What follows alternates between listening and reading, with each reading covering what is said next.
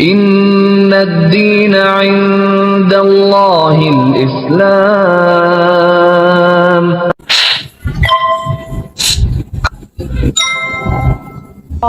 Bagaimana kabarnya? Semua sehat. Kembali ketemu lagi dengan saya Natalia dalam cerita kisah hijrah mu'alaf.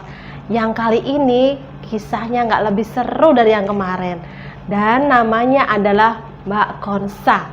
Pasti masih penasaran kan siapa itu Mbak Konsa dan bagaimana ceritanya? Yuk kita kepoin ya, sahabat Arkom, tetap dengerin kita. Assalamualaikum Mbak Konsa. Waalaikumsalam. Setelah lama nggak ketemu ya, akhirnya kita ketemu ya. Ya Allah, kangen banget deh. Kayaknya udah berapa lama? Udah setahunan ya? Enggak ding? Setahunan lah. Ya, setahunan ya kan ya, sejak ya. hamil, terus keluar Benar-benar. udah agak Belum gede ketemu. deh gitu. Ternyata nggak ada yang berubah ya. Iya. Alhamdulillah. Alhamdulillah ya.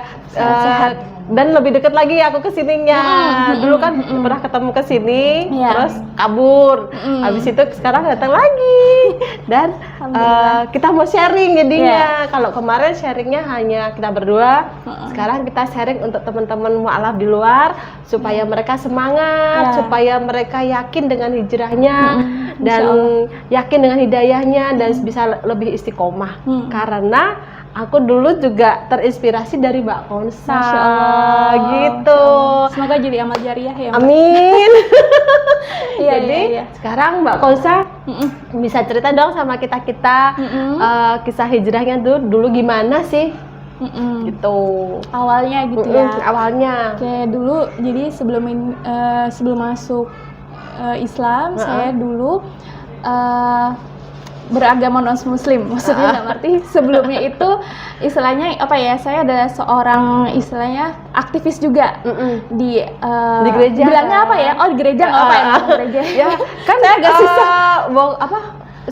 Leader tuh ya apa yang untuk kita nyanyi-nyanyi tuh? Worship leader, Worship song leader kan? ya, di gereja seperti itu. Nah, dan juga di gereja saya dulu saya juga cukup aktif dalam kegiatan yang mengajak orang-orang untuk masuk dalam kepercayaan saya sebelumnya, gitu. Karena memang yang namanya kita beragama gitu, kita meyakini dan mempercayai bahwa kepercayaan kita adalah memang kepercayaan yang paling benar dan pengen membagikan kepercayaan ini pada orang-orang supaya istilahnya keselamatan, gitu kan? Bener sama. Betul.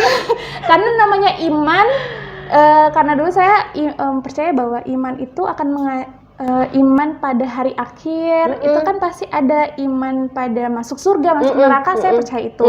Makanya saya dulu seorang aktivis yang di gereja itu, jadi pagi ke kantor, bahkan ketika saya SMA, ketika sekolah itu, aktivitasnya paling cuma rumah, sekolah, gereja. Itu aja. Kalau pas kantor gitu ya, rumah, kantor, gereja, udah situ aja. Jadi misalnya dari pagi ke kantor, ke gereja, sampai jam 11 malam, jam 1 malam, itu mempersiapkan acara-acara yang memang dikhususkan untuk menarik orang-orang untuk memeluk kepercayaan saya yang lama. Nah, qadarullah-nya saya di kantor itu juga minoritas.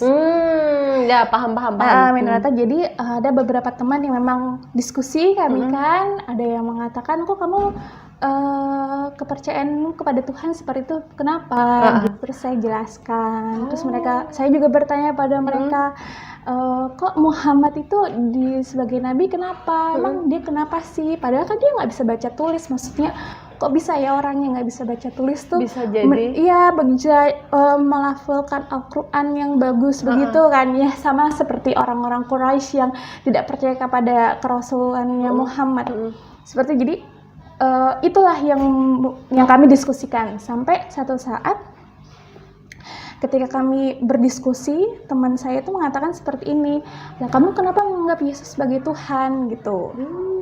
Terus saya katakan, ya iyalah, Yesus itu menyembuhkan orang sakit, mengubah air menjadi anggur. Terus habis itu membangkitkan Yohanes, ya kan? Membangkitkan orang mati Lazarus. Padahal udah 3 hari udah dikuburkan, terus dibangkitkan. Bangkit lagi. Orang buta, orang kusta, banyak kan mengusir roh jahat yang ada di babi-babi, gitu kan? Banyak sekali yang Yesus lakukan saat itu. Bahkan PSK pun juga dimaafkan, diampuni kan, gitu ya. Iya, jadi banyak lalu melipat gandakan yang 5 5 roti dan 2 ikan. ya itu kan rata skala minggu ya Mbak ya. Itu masa lalu. 5 roti dan 2 ikan menjadi beribu-ribu bahkan sisa 12 bakul. Ya, Masya Allah. Itu jadinya itu yang Yesus lakukan apa yang dan dia tuh ada anak Allah gitu kan, anak Allah yang sudah dikatakan dalam Alkitab seperti itu. Betul. Apa sih maksudnya? Itulah yang menjadi bukti kalau Yesus adalah Tuhan. Terus temanku bilang gini, karena beliau juga menonton video Zakir Naik gitu kan, dia juga bertanya pada saya seperti ini, emang Yesus pernah mengatakan kalau dia itu sebagai Tuhan gitu kan. Saya langsung, oh iya, nggak pernah. Itu saya ngomong dalam hati, bentar ya, saya harus baca Alkitab saya dulu gitu. Karena everything yang saya lakukan, segala sesuatu harus berdasarkan dengan Alkitab. Karena betul. menurut saya bahwa kalau kita mau masuk surga, ada tuntunannya nih. Tuntunannya apa? Karena saya kepercayaan saya adalah Nasrani waktu itu, ya udah pendoman saya Alkitab. Saya bacalah Matius, pokoknya Matius, Markus, Lukas, Yohanes itu saya harus baca. Karena kan bisa perkataan-perkataan Yesus kan. Terus habis saya baca, dapat di Yohanes 13 ayat 13 dikatakan bahwa Yesus berkata, aku adalah guru dan Tuhan. Tuhan ya. Di Yohanes itu ya. Betul. Terus aku ngomong sama temanku, ini ada kok gitu kan. Di ini itu saya langsung bawa Alkitab saya ke kantor gitu. Ini kok ada kok Yesus mengatakan Yesus adalah guru dan Tuhan. Nah, terus habis itu ini nggak gini, harusnya ada terjemahan lain, dibilang gitu. Terus habis itu saya searching gitu kan, karena saya kan waktu itu agama itu adalah satu hal yang penting bagi saya. Saya nggak boleh goyah gitu ketika saya memutuskan bahwa saya Kristen, saya mengimani kalau ini benar. Jadi ketika kepercayaan kita itu kayak disalahkan dalam tanda kutip ya, kita nggak nerima dong gitu benar. Jangankan agama, prinsip kehidupan aja atau sehari-harian kalau kita sama suami apa kita sama teman atau sama orang tua yang berbeda prinsip aja kita kan langsung berani gitu, enggak gitu. Jadi ketika waktu itu teman saya bilang gitu, saya langsung nyari lagi gitu, emang translate yang sebenarnya seperti apa. Nah ternyata ketika saya searching bahasa Inggrisnya, ternyata di situ dikatakan I am your teacher and your Lord. I am your teacher and Lord. Lord di situ Lord nggak selevel dengan God ya? Iya, jadi lebih ke Tuhan. Jadi kalau misalnya saya nonton lebih lanjut dalam videonya Zakir Naik, di situ dikatakan sebenarnya konteks saat itu adalah ketika kekaisaran Romawi. Jadi kalau misalnya kita ngelihat di film-film Romawi, dokumenter Romawi, orang yang memiliki status paling atas, raja dan sebagainya dikatakan Lord, bukan God. Itu adalah satu hal yang lumrah gitu loh. Nah ternyata saya jadi semakin memahami bahwa sebenarnya terjemahan itu bukan lebih ke Tuhan, tapi ke Tuhan. Dan ketika saya mempelajari videonya Zakir Naik juga, itu memang terjemahan sebelumnya bukan Tuhan, tapi lebih ke Tuhan. Saya guru, Tuhan, lebih merujuk ke situ. Nanti kalau misalnya saya punya ada waktu, saya ada catatan beberapa kali. Nah itu membuat saya lagi, oh iya ya, gitu. Nah terus habis itu, oke lah itu kasus pertama.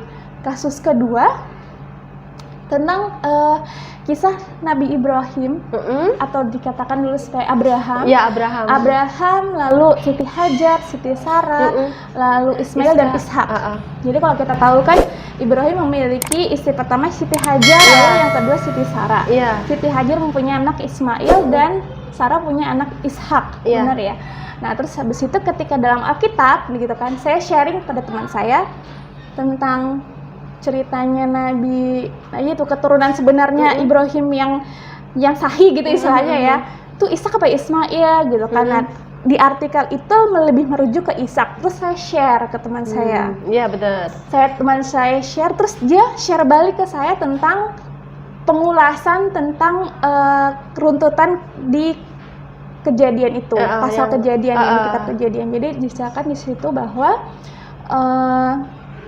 ini agak panjang, nggak apa-apa ya Mbak ya? Nggak apa-apa. Jadi saya pun juga akhirnya belajar karena pemahaman kita kan masing-masing. Jadi kalau dengan begini kan aku, oh ya benar juga ya, semakin yakin.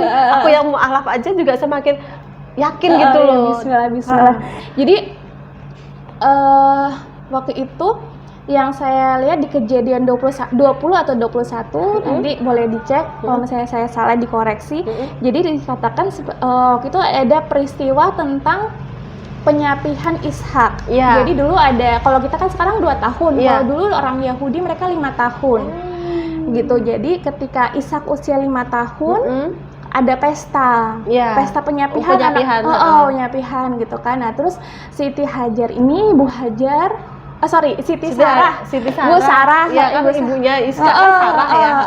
Sarah melihat Hagar yang dimana adalah dulu budaknya si Sarah kan.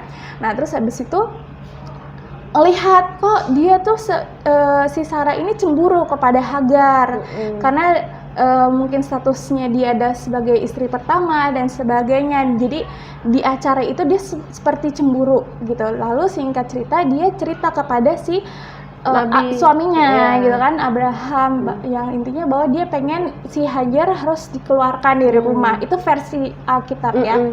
Diusir dari rumah. Lalu singkat cerita pada suatu pagi Abraham langsung membawa roti, jadi perbekalan, bekal untuk perjalanan Siti Hajar dan Ismail.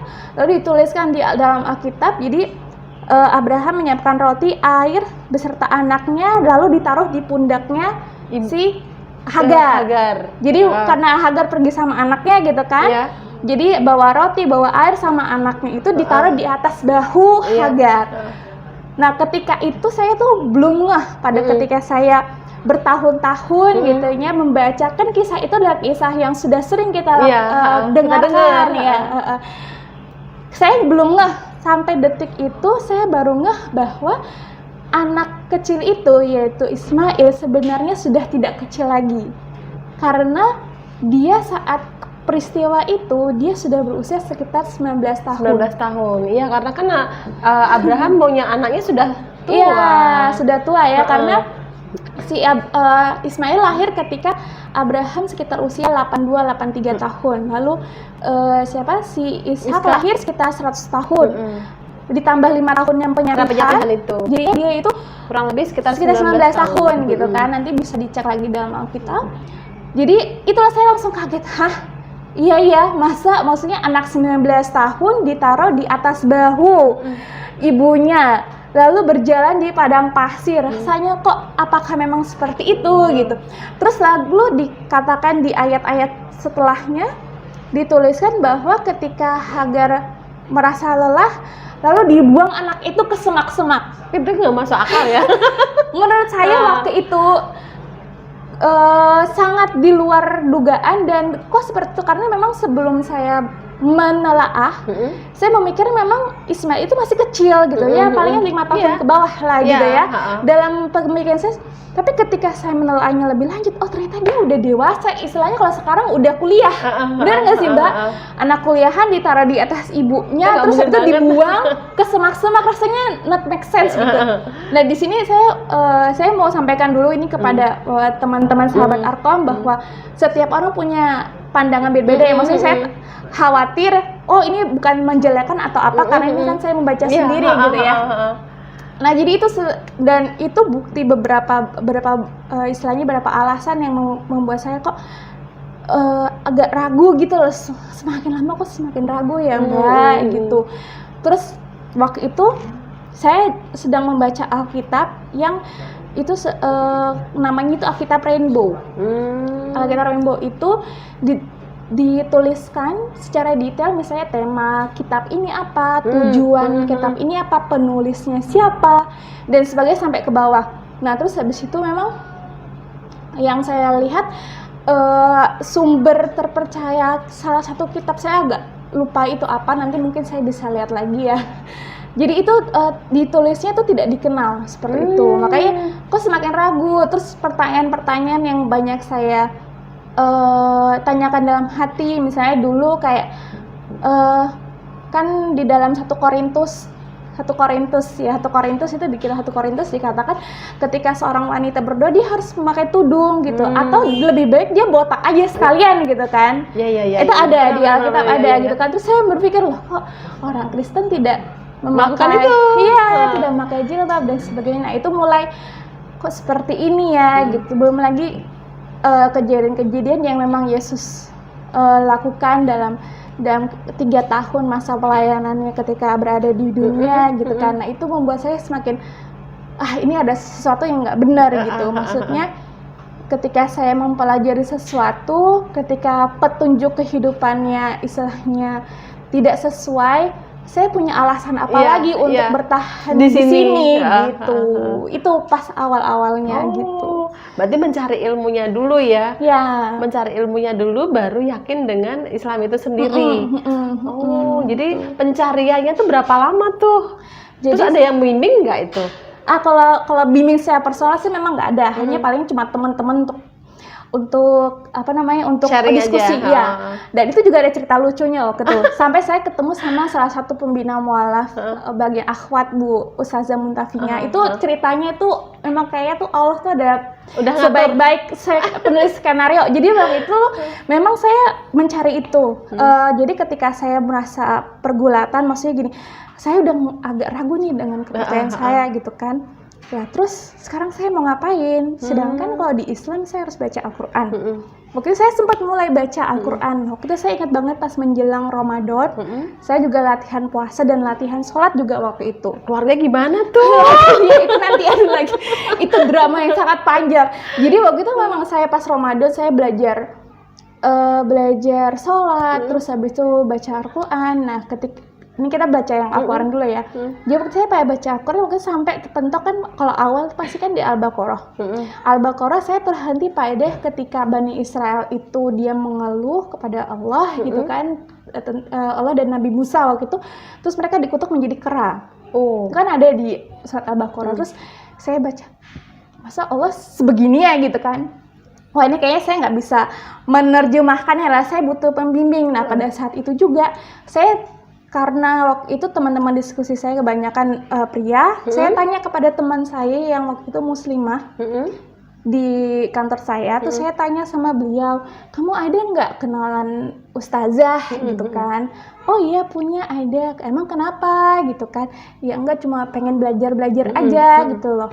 Emang kamu masuk Islam ya? Kalau dia bilang gini, Ustaz, yang buat saya kaget jujur.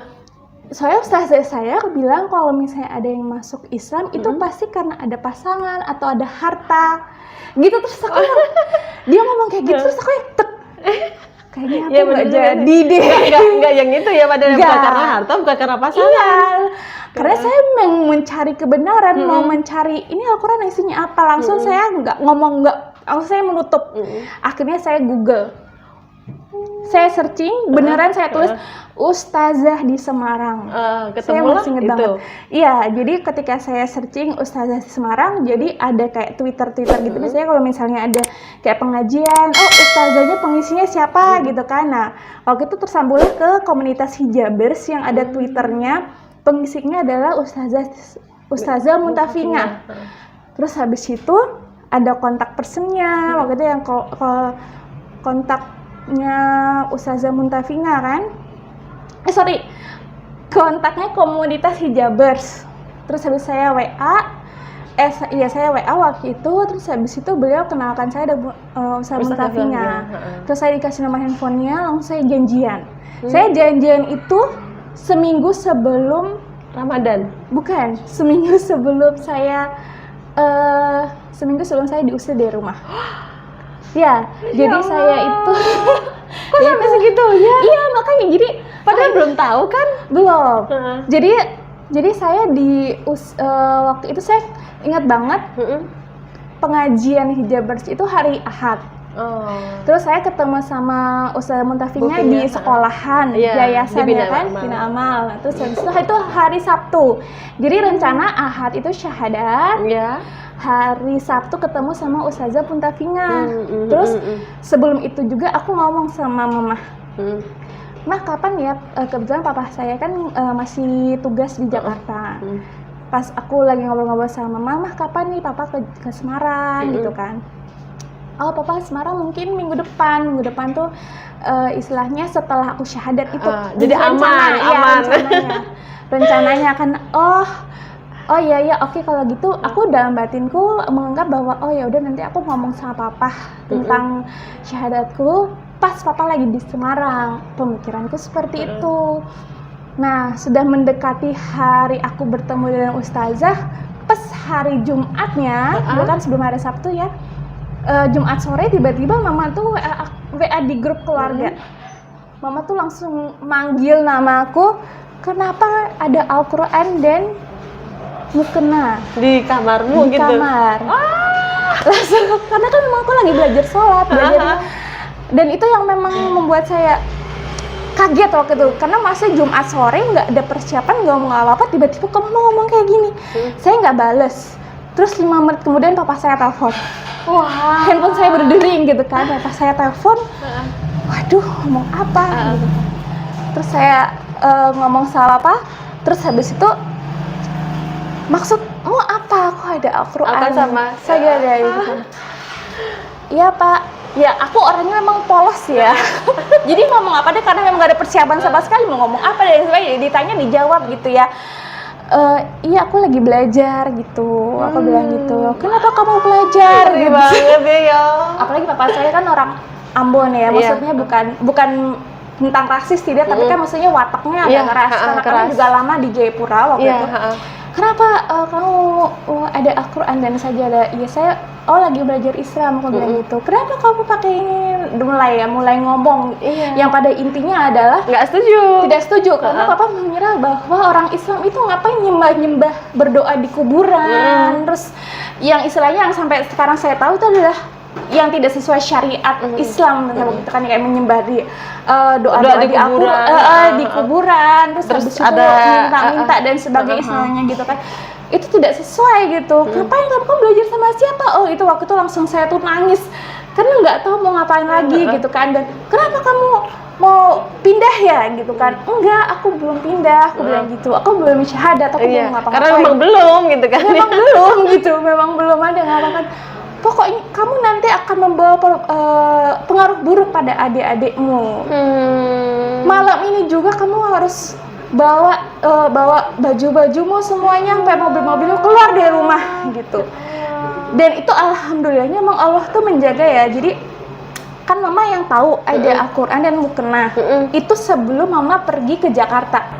Oh, nyusul papa. Nyusul papa. Jadi ketika papa marah sama aku, itu posisinya papa lagi ditelepon di Jakarta dan aku di Semarang. Iya, Mama iya. pergian ke Jakarta.